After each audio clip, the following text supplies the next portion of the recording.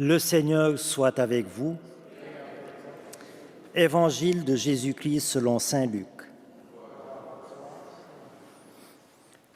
En ce temps-là, Jésus disait à ses disciples, « Tenez-vous sur vos gardes, de crainte que votre cœur ne s'alourdisse dans les beuveries, l'ivresse et les soucis de la vie, et que ce jour-là ne tombe sur vous à l'improviste comme un filet. Il s'abattra en effet sur tous les habitants de la terre entière. Restez éveillés et priez en tout temps. Ainsi, vous aurez la force d'échapper à tout ce qui doit arriver et de vous tenir debout devant le Fils de l'homme. »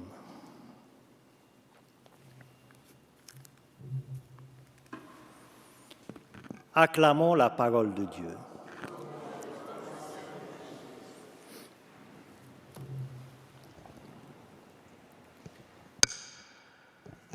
Restez éveillés et priez en tout temps. Voilà un appel qui reviendra souvent dans le temps de l'Avent et qui revient souvent dans la bouche de Jésus comme une mise en garde solennelle contre le danger du sommeil spirituel. Alors, c'est quoi le sommeil spirituel? Prenons une analogie dans la vie quotidienne. L'état dans lequel l'être humain est le plus vulnérable, c'est lorsqu'il dort. Lorsqu'il est plongé dans son sommeil, il est sans défense, il est facile à attaquer, il est exposé à toutes sortes de dangers. Eh bien, il en va de même pour le sommeil spirituel. Quand je suis plongé dans le sommeil spirituel, c'est-à-dire quand je néglige ma vie spirituelle, quand je néglige ma vie de prière, eh bien, mon âme est sans défense et elle est exposée à toutes sortes de dangers spirituels provenant notamment de l'ennemi, de Satan. On connaît bien la parabole de l'ivraie. Quand est-ce que l'ivraie a été semée par Satan? Quand les gens dormaient, nous dit Jésus. Dès que je dors spirituellement, dès que je néglige ma vie de prière, eh bien Satan se réveille en moi. Dès que je me déconnecte de Jésus, Satan se connecte à moi. Dès que je vide mon cœur de la prière, Satan se charge de remplir ce vide en moi. Conséquence du sommeil spirituel, eh bien, l'âme est désertée par l'Esprit Saint et l'esprit mauvais vient y prendre place et y semer l'ivraie, c'est-à-dire colère, méchanceté, vulgarité, agressivité, orgueil, paresse, découragement, passion désordonnée, etc., etc. Et en nous appelant aujourd'hui, et durant tout le temps de l'Avent, en nous appelant à veiller et à prier, Jésus nous appelle donc au combat spirituel. Un combat incontournable, inévitable dans notre vie chrétienne. Car celui qui veut triompher, celui qui veut remporter la victoire, doit d'abord accepter le combat.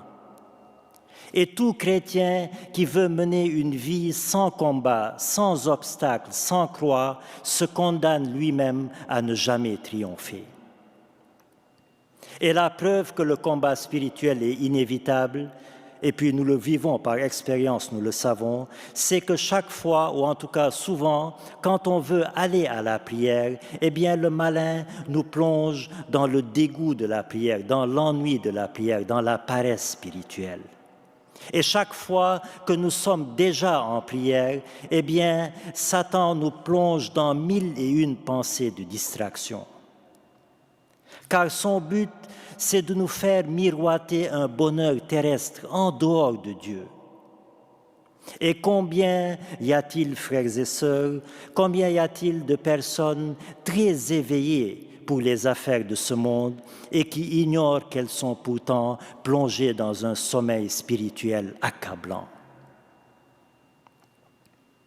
Et pour lutter justement contre le sommeil spirituel, deux choses nécessaires.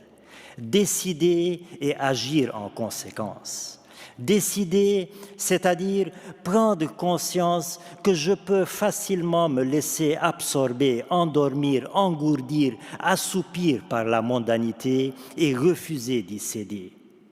Agir en conséquence, c'est décider de mettre de l'ordre dans ma vie spirituelle concrètement, en instaurant une vie de prière assidue, assidûment observée, régulière et être prêt au combat spirituel. Mais enfin, frères et sœurs, n'oublions pas que le combat spirituel n'est pas gagné une fois pour toutes. C'est un combat de toute la vie, de tous les jours, de tous les instants. Mais n'oublions pas non plus que nous ne sommes pas seuls dans ce combat spirituel. Et le Seigneur nous l'a promis, « Je suis avec vous tous les jours jusqu'à la fin des temps ». Alors, entrons déjà dans ce temps de l'Avent. Veillons et prions, préparons-nous à la victoire finale, engageons le combat spirituel pour espérer triompher, pour espérer remporter la victoire, victoire de l'amour et de la vérité de Jésus-Christ. Amen.